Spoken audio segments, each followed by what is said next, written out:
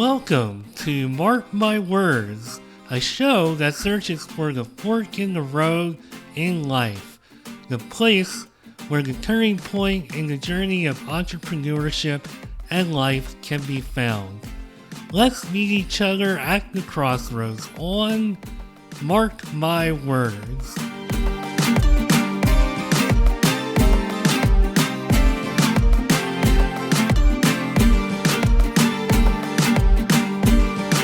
This episode is sponsored by GrowX Labs. Let's be real, leading a business is lonely. When the big decisions land on your desk, who do you actually talk to? That's where GrowX Labs comes in. Their executive decision support gives founders and execs direct access to a strategic sounding board. Someone who's been in the trenches and knows how to cut through the noise. Whether it's team tension, high stakes moves, or just needing to talk it out, GrowX helps you move forward with clarity and confidence. Head to growxlabs.com/mark. That's GRWX labs.com/mark and book your discovery call. I feel like Mark My Words has had a few different themes and phases that it's gone through unintentionally, and this year, I know AI is a phase that we're currently going through, but I've also been getting a lot of guests coming to my desk, for lack of a better way to put it. I guess it's my desk because it's still on the computer, but I could be looking at my phone too. But nonetheless, I've been getting a lot of guests coming my way this year who've had some really interesting stories about being homeschooled or no schooled and becoming entrepreneurs and having really remarkable lives off of something that's a bit unconventional. And today I have Calvin Bagley, who has a really interesting no school story. And I will just go over here. He is the founder of the Medicare store and founder of Nuvo Health. He's very much involved in the healthcare industry at this point. He has a story, so it's not just a matter of no school based on being raised in XYZ place. It has a lot more to do with it than that. He had kind of a rough upbringing, and it kind of affected at least every conceivable thing that I can think of. Physical, emotional, spiritual. Can't think of, I'm sure there are other places that affected Calvin, but those are definitely big ones. And I'm looking forward to hearing his story. And one thing that's really written in his bio that I think is really important about Calvin's story is that it's honest and surprising and hopeful, but it's not just about what Calvin has endured, it's also about what he's built, who he's become, and how he's trying to help others write their story and turn their story around. And I love the, I hate saying spin because I don't think that's really like the right word to put it, but I would say perspective. I love the perspective that Calvin has. And Calvin, I'm Mark Schmidt. I'm host of Mark My Words. Calvin Bagley, welcome to Mark My Words. How you doing today? I'm doing great, Mark, and I'm really excited for our conversation. Thank you for having me today. Well, I appreciate you being here, and there was almost no episode because of a dead car battery.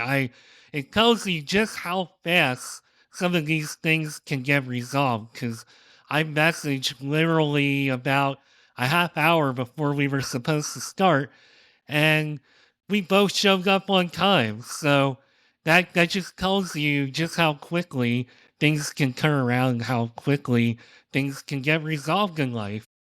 Yeah, that's right. Everything that happens in your past can somehow work out better in your future, or serve your future in some way. And I think that's kind of resilience, what resilience can teach you. Yeah, resilience. So I have a couple of R words that I use, and I keep telling myself I'm gonna like write a book and or at least do something with it, do a speech, I don't know. But resilience has always been a big word for me, and resilience is like a huge part of your story, and that actually helped me do a beautiful segue into you telling us your story because usually I start out episodes going through the LinkedIn profile and talking about just, you know, I look at everybody's major and I try to ask questions to get an idea of what they might have been passionate about. But maybe rather than talking about what you might have been passionate about growing up, I'd almost be curious to know in a situation like you grew up in, what might you have been dreaming about going through all that? Yeah. Well, thanks for that question. It's kind of fun to look back and think of what you were dreaming about as a kid. I was dreaming about a lot of the things that maybe kids would at the time I grew up. I was born in 1975. I just turned 50 actually last week. Congrats. And, thank you. There were a lot of big things happening. If you think back to the 80s, the spaceship, the Challenger explosion, some of these things. I was always dreaming of being an entrepreneur, even though I could never have said or spelt that word. I still can't spell it. Yeah, who can, right? Where does the U and the E go? I don't know.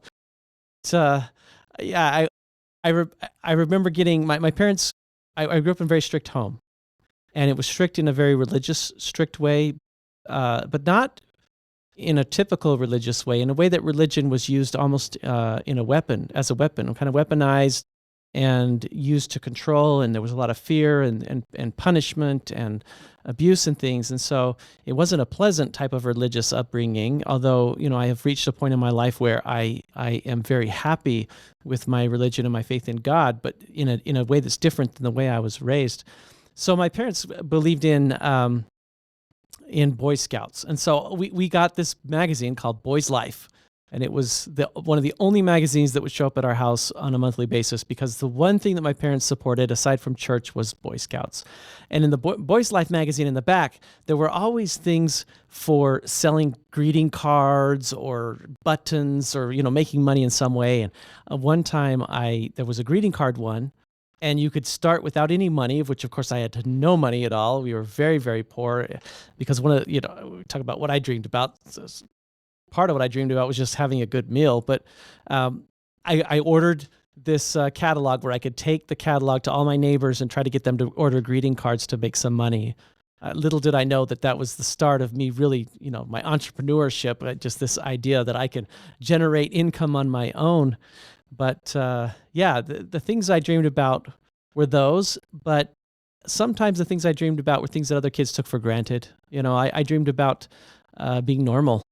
I raised homeschooled, but I call it no schooled, where we literally hid from the school bus. And my parents said, "Don't let the school bus see you, because if it does, it'll take you to school. And school's an evil place where evil things happen, and there are bad kids and bad teachers and bad stuff." And so when I was a kid, I hid from the school bus. But as I got older, I avoided being seen, because I realized, even as I got older, that when I wanted to go to school, that I didn't have the knowledge that other kids had. I didn't know how to do times tables. I didn't even know what it was like to go to a school. I didn't have any of the knowledge of science or anything like that. And so I realized I didn't know, and I hid from the school bus. So, I dreamed of being normal. That's what I wanted more than anything in the world, was to be normal. Little did I realize that no one feels normal. But for me, I definitely stood out, and the only place that I really interacted with other kids was at church. and we would go to church on Sundays, and I would see a few kids my age, and often I was the brunt of their jokes though, because I was so weird and so different and everything. And so, yeah, what I dreamed of more than anything in the world was to be normal. Well, I'll tell you what, I know for a fact that there is no such thing as completely normal. I think all of us have something that makes us abnormal.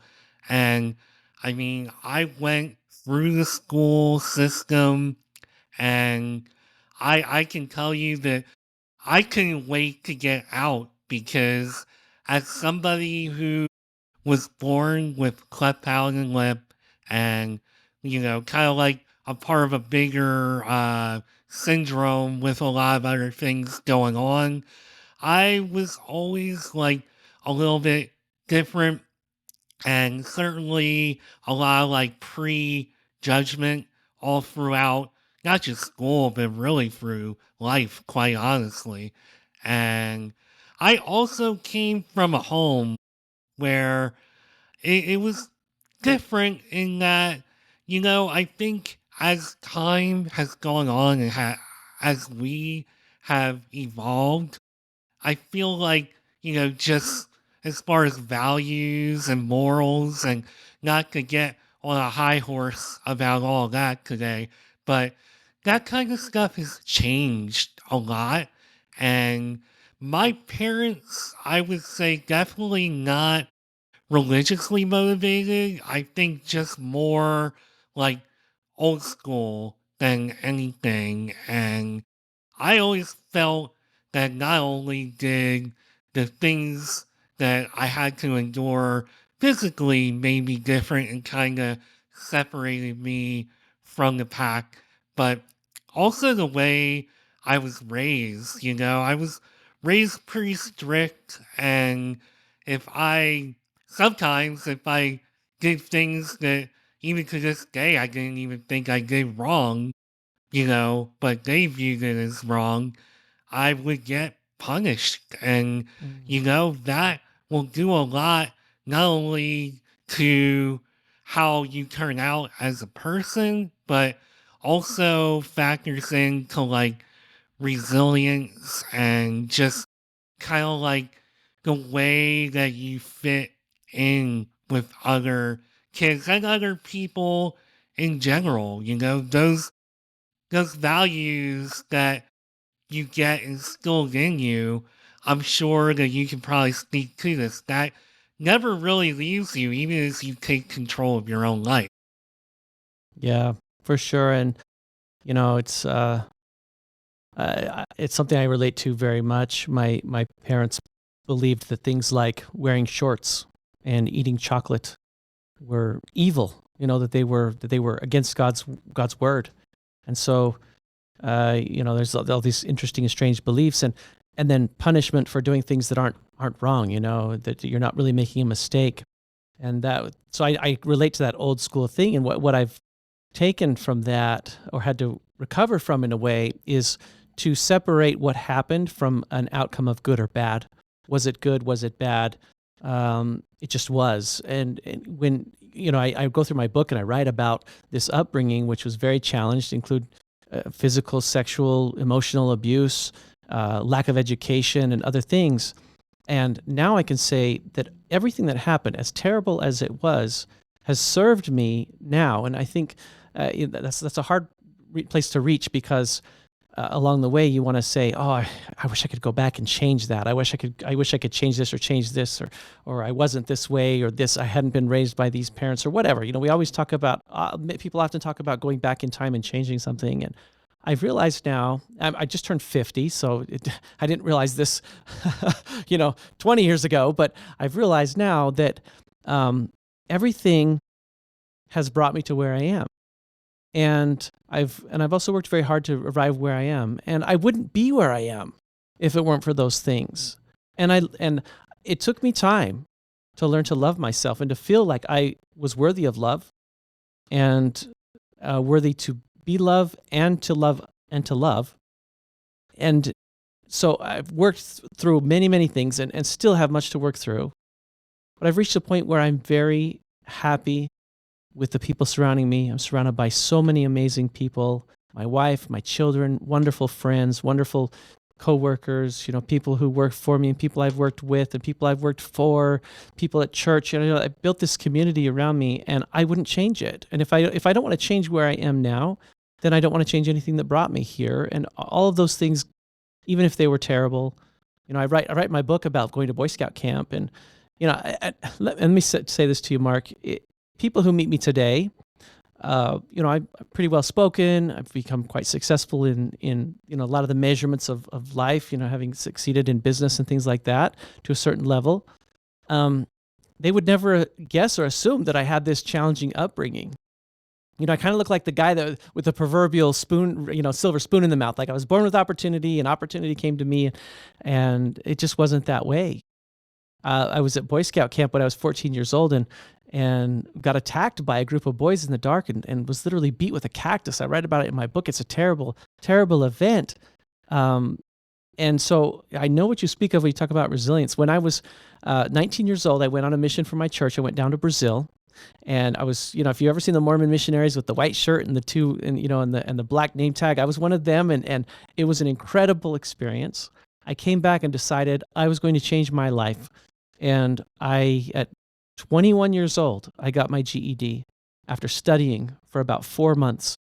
And then I said, I am going to take it another level. I am going to go to college. All of my, Mormon missionaries are always two together, and we call it a companion. And so all of my companions throughout my mission were all going to college. They were going to like BYU, in Provo, Utah, or one of them was going to Stanford and all these schools all over the place. And I was like, I'm going to do that. But I knew nothing. And so I got my GED. My father didn't approve. He said, what do you need that for? You need somebody to tell you that you're smart. So he still didn't approve of that. And then I studied and said, I'm going to take the ACT exam. So I bought this really big, thick book to take the ACT exam. And I studied it for months at home at night. I studied and studied and studied. Well, you just can't make up for 12 years of schooling in 4 months of study on your own in a book. I failed the ACT. You can't really fail an ACT. Everybody gets a score. My score was so low that I'll call it a fail. I got a 16 when I was 21 years old, and no college would take me.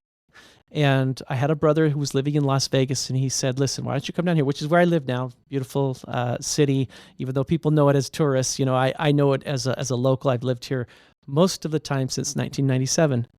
And my sister-in-law took an interest in my situation, and she said, I'm going to help you. I'm going to help you to learn the stuff you don't know. And she took me to a store, and we bought the grade books for math from grades 3 to 12. And she tutored me for several months, helping me learn the very basics of math, like times tables and everything like that.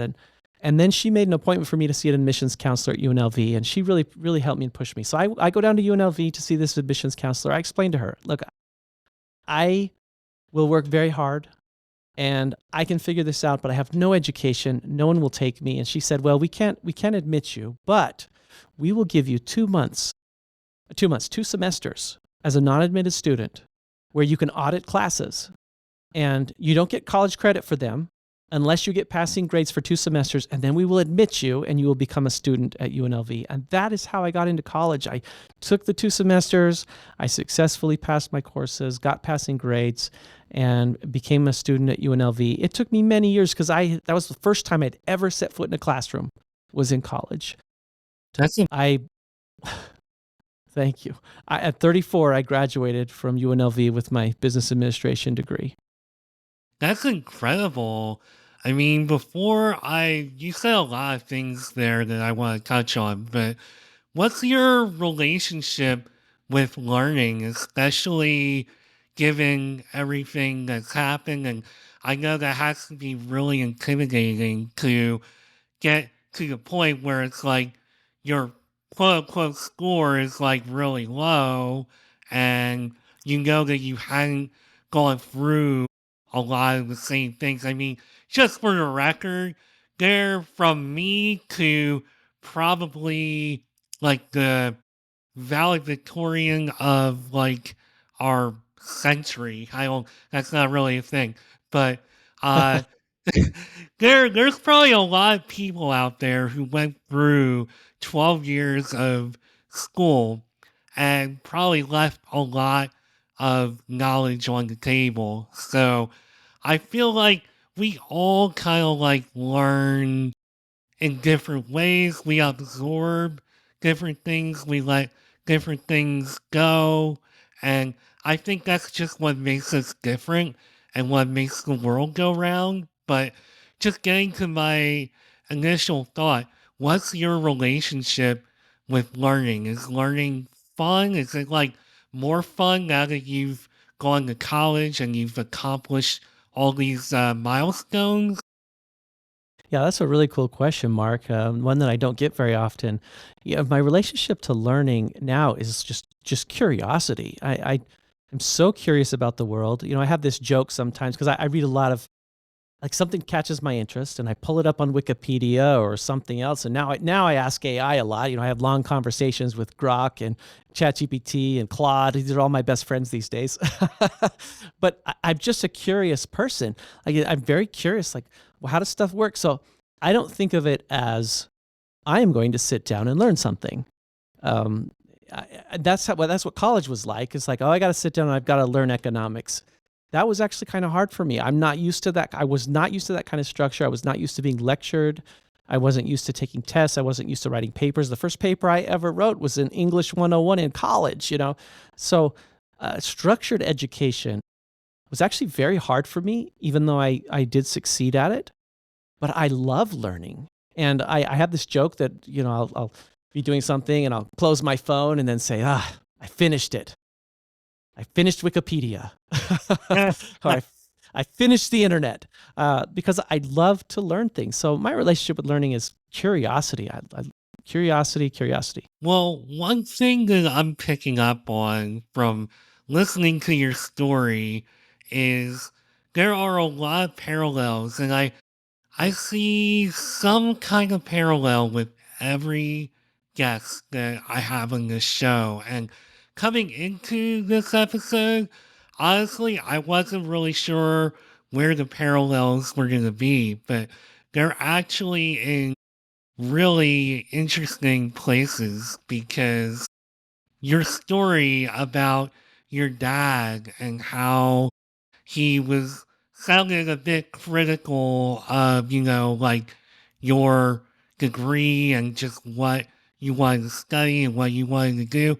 The exact same kind of thing happened to me with my dad. I went to school and was much like you, the way that you found your passion for entrepreneurship at a young age, I found my passion for the television industry at a very young age. I was very fascinated with uh, TV listings, like a really nerdy, like 6 year old kid. I don't know why I was so interested in how they were scheduling the Flintstones and all these other things, but I was. And it not only that, but I was really interested in like how the TV actually worked. And they bought me a black and white TV just to play with, which tells you how long ago that was.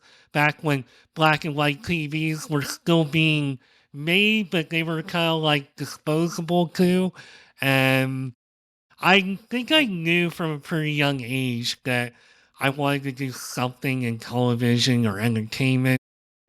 There was a lot of like emotional, and I hate saying the word abuse because I have siblings who I guarantee would not see it that way, like whatsoever. Like I kind of like distance myself from my family. It's kind of like the four of them had a really good bond, and then I was like the youngest, and I kind of just saw things differently, and it wasn't just coming from like the parents, it was coming from like the siblings too, because they were a few years older, and there was a lot of like that emotional abuse. At least that's my perspective of the situation. And it really kind of like messed with my head as far as like what I wanted to do. And even though I felt like I knew who I was as a person, I kind of felt like who I was kind of like frowned upon. And it kind of made growing up, in addition to all the other stuff that I was dealing with socially and, just everything else, it just made it so hard. I actually took a break from going to school and tried, like, it's funny, you got a degree that my dad actually wanted me to get, but I was Mm, terrible at math and I was just not really like business minded. I'm more creative, but I just kept getting all that stuff beat into my head that why don't you just get a business degree? You're gonna do better with that. You're gonna be able to do more with that. Eventually, I just decided that I was going to do what I wanted to do because I kept trying to do other kind of things, including that. And I just kept not being like passionate about it or not interested or not good at it. But I knew what I was passionate about and what I could be good at. So I got to a certain point early 20s, I just said, okay, I am doing this where anybody likes it or not. mm.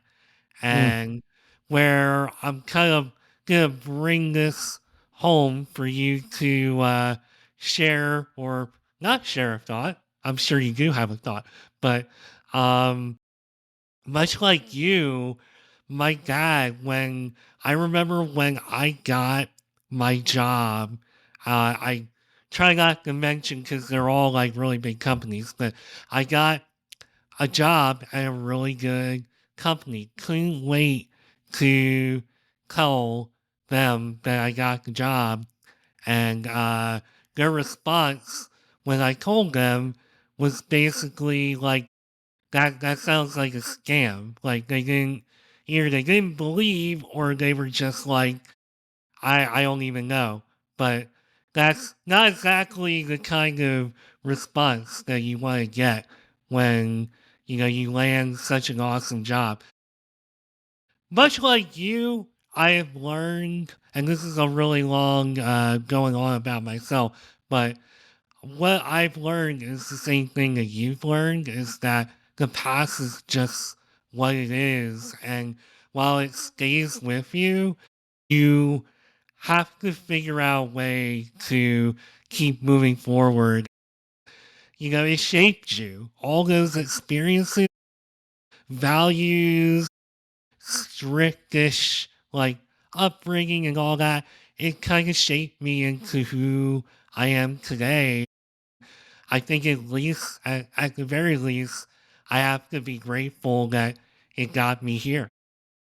Yeah, and that's kind of where I end with my book, is acceptance, accepting that I accept it. I accept my parents. I accept my choices. I accept the traumas that either were put upon me or that I put upon myself in my own by making my own choices, because it all served in the end to make me who I am. What started me on the journey about 4 or 5 years ago to writing my memoir was an experience where I got to sit with one of my business idols, I'll say, and hear him speak in a room of just 100 people, and I was really excited to hear this person speak, and someone who I've always looked up to in business. He wrote the book Traction, and he's like a business coach and everything like that. Gino Wickman, if you ever heard of him, just a great mind in business. And I was so excited to learn business from him. And so I sit down to hear from Gino Wickman in this exciting moment, in having arrived in my career to the point where I could be in a room like that. And he didn't talk about business. He sat there and said, "Listen, the most important thing that's ever happened to me was a few years ago. I had this experience where I looked inside my heart and realized I didn't love myself." And so he takes us on the same journey. He's like, "Close your eyes and let's imagine the scenery, and you go into your own heart and you unlock your heart and you open it up, and what do you see?" And some people around me were talking about how light it was, and this happiness and sunshine and rainbows and butterflies and all these beautiful things. But for me, when I opened my heart, it was uncomfortable. I was afraid to look inside. It felt dark. And I realized I was scared. I didn't love myself. And that's the same experience that Gino Wickman has shared that he had had. And then it took him on this journey. He ended up selling his business and starting something new. And then took him on a journey to go to counseling and to go through all these steps to discover why, when he's accomplished so much, and almost anyone on earth, would look at him and say, I want to be that guy. Why does he not want to be himself? That was a great experience for me because it took me on a similar journey to say, why am I dark inside? It took me to counseling. It took me to self-reflection and to reading some very important books like The Body Keeps the Score. It's a great book. And reading The Power of Now by Eckhart Tolle. And understanding why is it that I feel dark inside? Why don't I love myself? And when I've done so much good and done good for many other people, and I've done well for myself, why don't I love myself? And it's led me to a place where I now love myself. Now, it's not as simple as that, right? It's a continuum, and it's continual progress, and I'm still working on recovery. Recovery's not an event. It's like a lifetime thing. But I'm really happy to say that I feel lighter inside, and I have been able to understand some of my reactions. I talk about the body keeps the score. I mean, the main, in my view anyway, the main thing that book teaches is that your body sometimes, in its own memory, is reliving things that happened in your past, and every time you relive them, it's like they just happened again. So if you reacted to something last week, it's like that happened in a way that you would have reacted when you were 12 years old. It's like your body doesn't know that it happened 48 years ago. It feels like it happened last week. And so learning these things and beginning to actually seek healing has been amazing for me. And, sharing my book with the world and telling my story has literally opened me up to the world. It's like open heart surgery in front of the world, where I've opened up my heart and shown the world my heart and what I've experienced and what I have felt. And it's not something I could have done in the past. So like I said, I haven't arrived at this place where everything's magical and I'm totally normal and healed. I think there will be marks and scars that stay with me forever, but I have reached this place of acceptance and love of, most importantly, of myself. I love what you just said there. And I think there's something about getting older. I always say that when you get into your 30s, and I'm I'm not too far behind you. I'm 46. So I've lived a lot of life since I've realized, at least personally, what I'm about to say. But when I hit my 30s and really got into it and had lived a little bit of life and had gone through some things as an adult, and obviously I got to a point, there's a long story as to why I stopped talking to my family, because I continued to kind of keep them in my life until my early 30s, and then I really distanced myself. And that is when the real journey, not only just as a person, but even as a professional, because I've done some really cool stuff with my career, stuff that I dreamed about growing up, and even now doing this podcast is whoa, I'm 5 years into it, over 150 episodes now, and I'm doing something that, because of, the stigma that is probably attached to somebody being born with a obstacle like I have with cleft palate and lip, I just thought, no, I'm a behind the scenes person and I'm going to grind it out and work really hard on that. But I got a lot of support, much like you, support and encouragement from people who said, hey, have you ever thought about making content and posting it? Have you thought about doing a podcast?" And I'm like, "No. Matter of fact, I have never thought of doing that." And once I started doing all this stuff and getting good feedback, and it's not just about feedback because you have to do the work as well. And that's where, like, the getting into your 30s and your 40s thing really kicked in for me because I did a lot of that soul searching and looking at the kind of things that you just described. And I'm still doing that and probably will always do it. But I know no matter how much I accomplish, and I'm trying really hard to work on it, but it's very hard. Like, I always had this image of someday just being in this euphoric place, for lack of a better way to put it, where I'd be able to put my feet up on a desk, cross my legs, and be like, "Ah, I made it."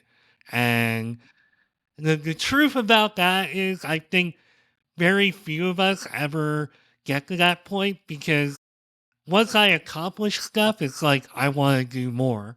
But I Right. also don't do quite enough to pat myself on the back and give myself credit for the things I have accomplished, that self love.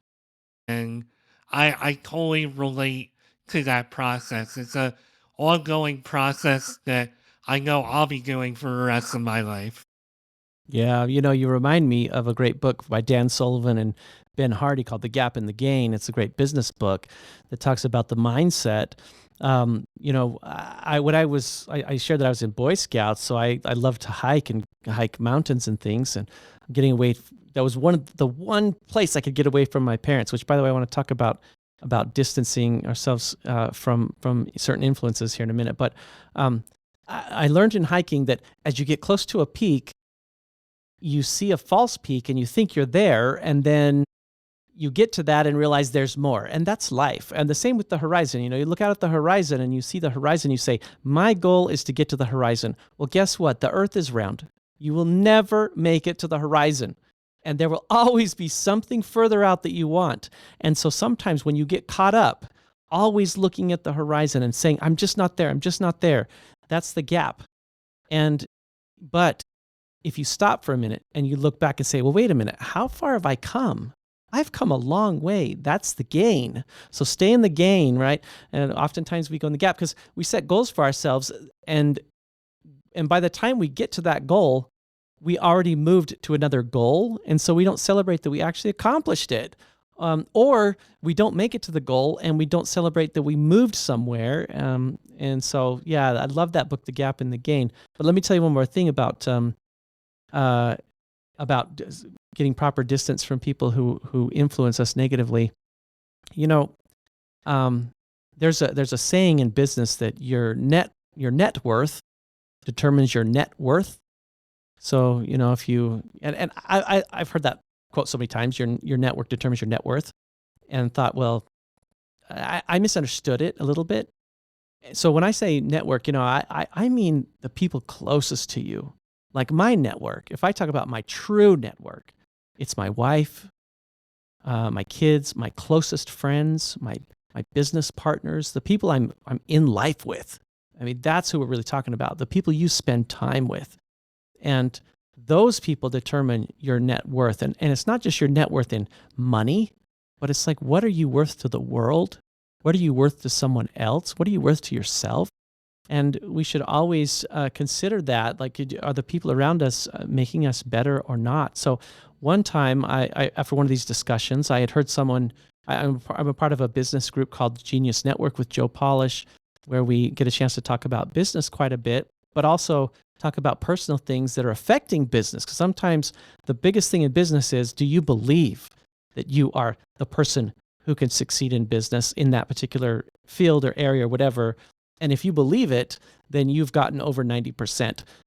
And then the rest is just making it happen, where most people are trying to make it happen, but they don't believe that they don't really believe or see themselves there. And so we do a lot of that kind of mindset stuff. And one of the people in the network had talked one time about, toxic relationships and said that she had written a letter to someone and made boundaries in the letter, but never sent the letter. But that letter helped her to realize what her boundaries would be with that person. And so that's something that I've done with members of my family, including my mom. I wrote a letter to my mom, and there was some venting in it. There were a lot of boundaries. I said, you will not be permitted to do this. You will be permitted to do that. I will not tolerate this sort of thing and whatever. And I wrote this out, and I made my boundaries. And of course, I never sent it. I still love my mother and I don't want to hurt her. But for me, I had made these boundaries. So I still have interaction with my family, but with healthy boundaries. And I didn't have to put the boundaries on them. I just needed to decide what the boundaries were for me, and then I could live up to them. I love that. We all hit a point where boundaries are essential.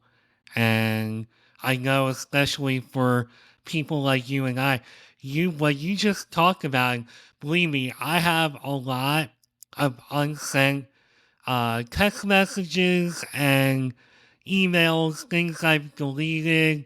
And a lot of the time, especially as you get older and you go through things, you kind of get to a point where you're like, okay, I can't send this. Like, I know there's a lot of things that I've wanted to send or say that just didn't have the right tone, or I was like, no, I can't do that.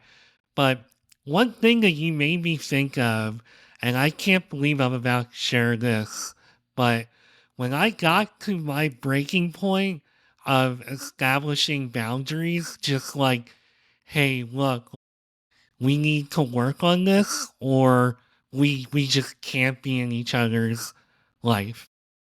There, for each one of those four members of my family, there was something going on, that a way that I was being treated, that I felt was just very, very hurtful and should not be.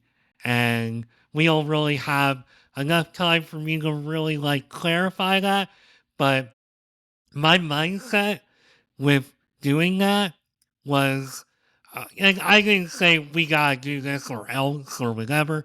Just I just knew each individual. It was like, okay, I just have had enough of being treated this way, and I've had enough of this dynamic.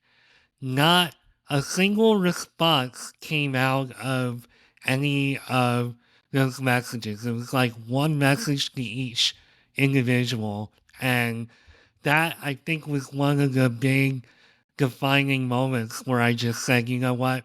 That I guess that's just a sign that that's the boundary. Like, if they're not, uh, you know, gonna conform, or at least want to talk about that, or not taking it seriously or whatever, then I guess that's the boundary. And I'm not encouraging people to, distance themselves from their family or whatever, but I will say that it brought me a lot of peace to distance myself. And I feel that that tells me a lot about the decision and the boundary that I created. And this is definitely a lot more opening up than I thought I was going Yeah. to do today, Calvin. Well, Mark, I would say that for me, having healthy boundaries has helped me be closer to my family without being allowing myself to be triggered by my family. And so, for example, one of the boundaries I set when in that letter I didn't send to my mother was that I would not spend more than an afternoon at her home, and that I would not be spending the night. And I didn't have to tell her that to live up to that. But by living up to that, it doesn't allow me to get so close to all of the things and some of the criticisms and things that have been very hard for me. It doesn't allow them to develop, and it allows us to maintain a better relationship. So, in a way, setting those boundaries has helped me be closer to my family without being too close, if that makes sense. That makes a ton of sense, and I commend you and even your family for kinda finding that sweet spot, so to speak, to, you know, maintain at least, like, comfort, I guess I don't know what their side of that is, but I can certainly sense that you have, found that place and that comfort and that peace. And I think at the end of the day, that's what we all need to aspire for is to just have that peace. It goes a long way. Yeah, I agree. And speaking of horizons earlier, once we started talking about horizons, I knew I was going to use that as a segue because I want to talk a little bit about you actually becoming an entrepreneur, which I don't think that we actually talked about. I know you went to school and you got your degree. What came after that? Like I know that you work in, I hate saying the real world, but the quote unquote real world, you're still in the real world. Like it's more That's- real than ever being an yeah. entrepreneur. But Oh my what gosh, yes. what caused you to just say, you know what, I want to cross into the entrepreneurial realm, especially when it comes to healthcare? Yeah, there's lots of paths to entrepreneurship.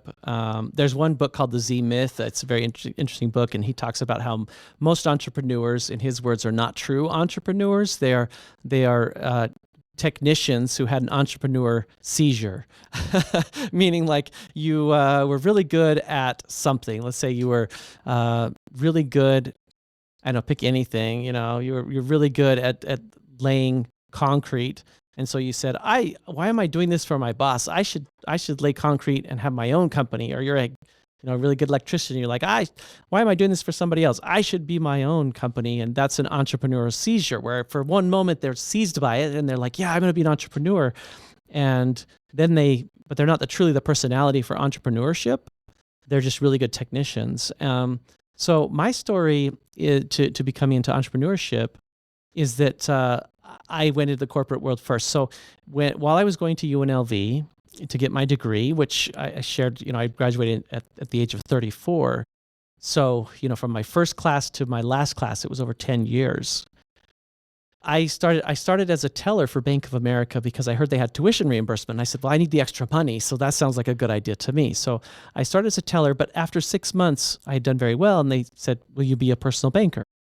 I did that for 6 months. And after 6 months, they said, will you be a branch manager? I went from teller to branch manager in 1 year. And it was amazing. And people were like, whoa, this guy's like like shooting star. He's coming out of nowhere. Of course, I was in my, I guess at that point I was late 20, like 29, almost 30. So I wasn't young as all the college kids, but I was young to be a branch manager for Bank of America. And that continued. At year 2, I became a district manager. So I worked very hard to climb up this corporate rank and got to the point where I was managing many branches. I had an area that included parts of California, all the rural areas of Nevada, and I was traveling all the time. And at that time, my wife and I were now married and things. And so my journey first went through the corporate world, and that taught me so much. So I hear about these entrepreneurs who start in entrepreneurship from high school and they drop out of college and they just always are entrepreneurs. And I'm like, wow, you guys are amazing. But for me, I needed that corporate experience to be able to build what I've built. It helped me so much. So, if you're listening and you're saying, I want to be an entrepreneur, but I'm like stuck in the corporate world, you can still use that to your advantage. There's so much that I learned in the corporate world that helped me become a good entrepreneur. But there's so much that I learned in the corporate world that didn't prepare me, of course, too. But so the journey then took me to California, where I took a promotion with the bank. And I have to say, corporate world doesn't suit me too well. Even though I was able to rise very quickly and I worked very hard, I'm not really. I like to start new things all the time. I'm not super regimented. I have a hard time driving to work the same way every day. Like routines are not my strength, but imagination and forward thinking and all the things that serve well more in founding and entrepreneurship. And so, it was corporate world was kind of hard on me, but at the same time I'm saying that, I want to give credit where credit's due. Bank of America was such a blessing in my life, and that corporate career really set the tone for what I did next. So I learned about this opportunity through my brother-in-law and my father-in-law, who were involved in insurance, and they were doing insurance to help seniors choose a Medicare plan. And people think when you turn 65 that, I'm going to get Medicare from the government, everything is taken care of. Well, that's just not the case. You have to get insurance to go with Medicare. It's like buying a car. You have to buy a car, you have to get car insurance. You get Medicare, you have to get Medicare insurance. And I learned about this and I said, this is the one. This is the opportunity.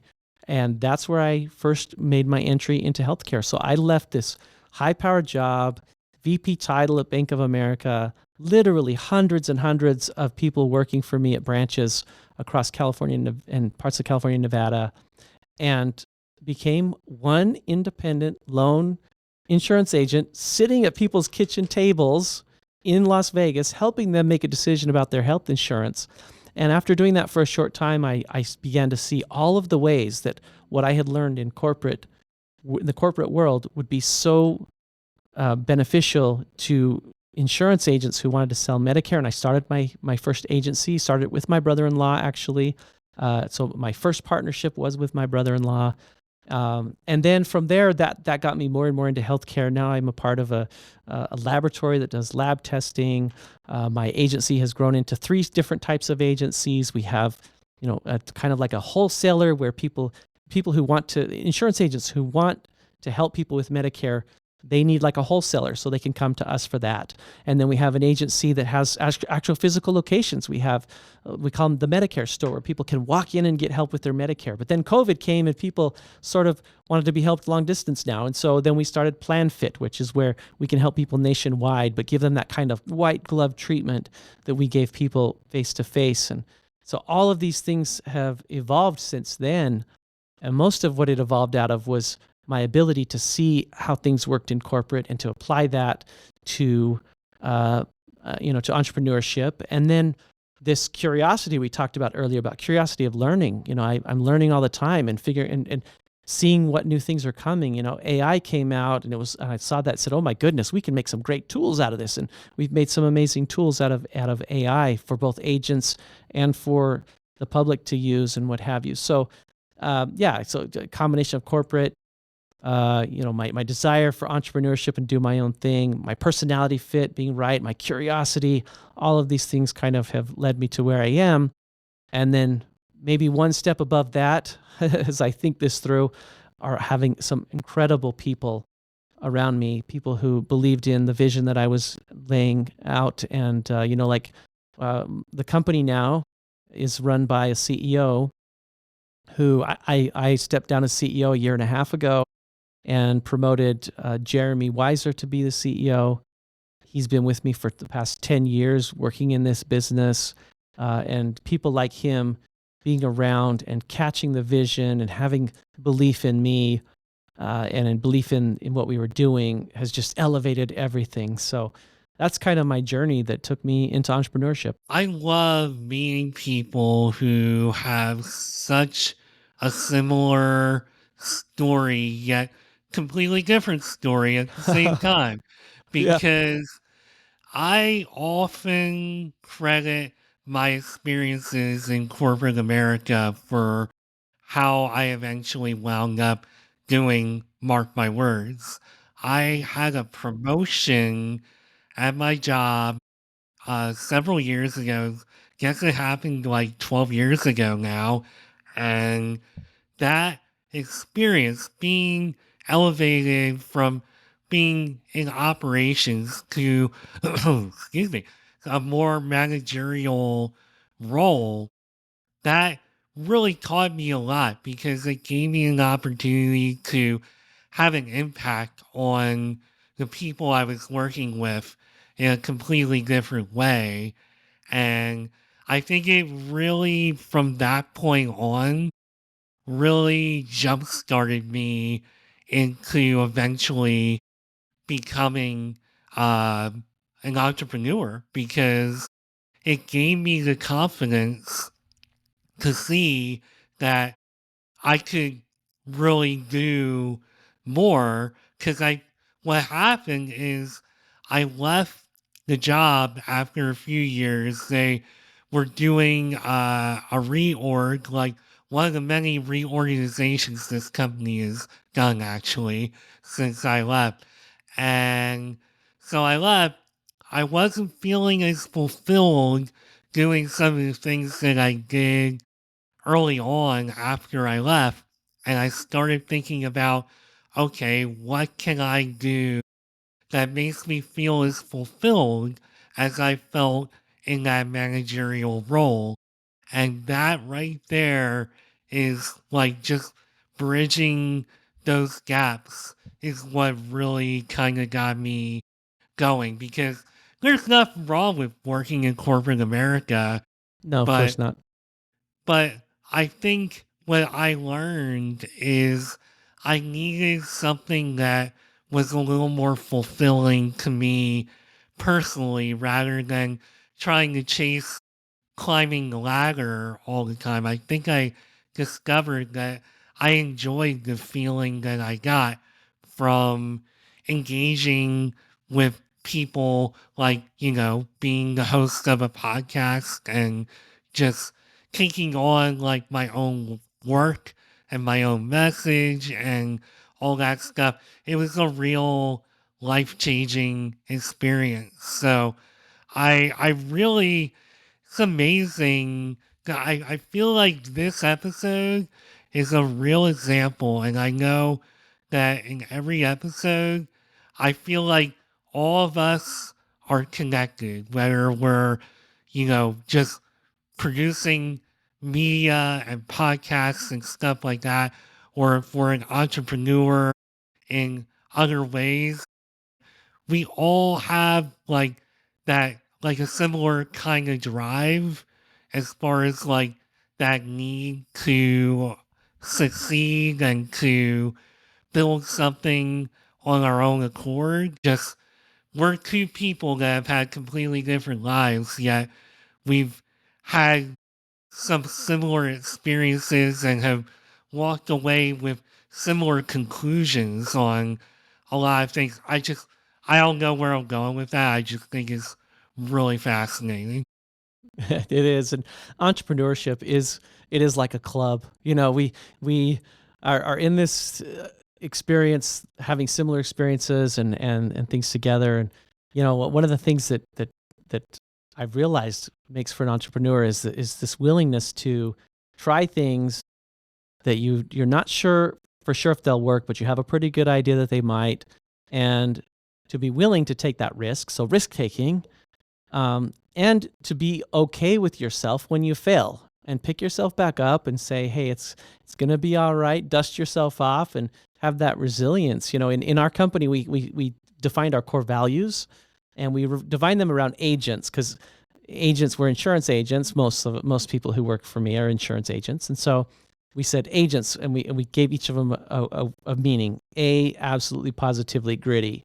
G, good people doing good things. E, enjoying work and life. N, noticeably professional. T, team and family. S, striving for excellence. So each of the letters of agents has a meaning. And A is absolutely positively gritty because, it takes grit to be an entrepreneur and to start from nothing and build it into something. It just takes grit, but it doesn't just take grit like this, like grinded out grit. It takes a positivity in this. So I love that first one, absolutely positively gritty, that it takes a certain positivity to take the past and have it serve your future, to take whatever bad thing happens, the thing you failed at, to pick yourself back up and to do it again. And so I think, I meet somebody like you, Mark, and it's like, yeah, we understand each other because we have been through that gritty stuff, and we're still in it, and we kind of love it. Yeah, no, I hate to say it, but I think I do love it. So I can relate to that.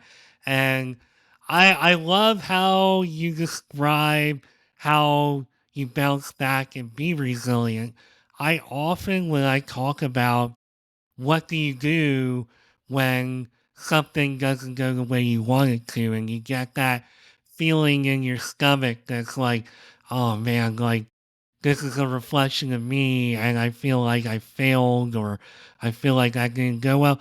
I always say the exact same things. You dust yourself off, pick yourself up, and you just keep on going. And yeah, kind of like we are going to keep on going. I wish this was a fantastic episode. I feel like we could talk another hour, but I am going to grind this out into a segue where you tell us how people can find you, how they can work with you, and anything else you want to add. Oh, thanks, Mark. Couple places to find me. My book website, hidingfromtheschoolbus.com, where you can learn about my story that I've opened up and shared with the world about my journey from absolute poverty to eventual entrepreneurship and success in life with wonderful loving people around me. That's really what my memoir is about. Hidingfromtheschoolbus.com, you can learn more about that. And then I have people follow me different places. LinkedIn is my industry place. So if you're in the insurance industry, follow me on LinkedIn. If you just want to connect with me, I'm open to connection on any of the social media platforms. There aren't many Calvin Bagleys out there, so I'm pretty easy to find. So yeah, that's how you find me. And Mark, it's really been a fun conversation. Maybe we should do it again and get that other hour in sometime. Absolutely. Hey, first of all, I'm glad if Calvin Bagleys are rare, I'm glad that I was able to get this one on Mark My Words because this is a really fun conversation. But considering the subject matter, I mean, just remarkable to bounce all this off, just between us, and did not really think I was going to start opening up about my own stuff here. I try not to usually do that, but you know, you really brought it out of me today, and yeah, we can absolutely do a reunion episode at some point. Uh, but for now, not to make this drag on more than an hour, but Calvin Bagley, thanks again for being on Mark My Words. This was a real pleasure. You're a real inspiration and then some. And that's all we have, unfortunately, for this episode. I am Mark Schmidt, and you just listen to Mark My Words. Have a great day.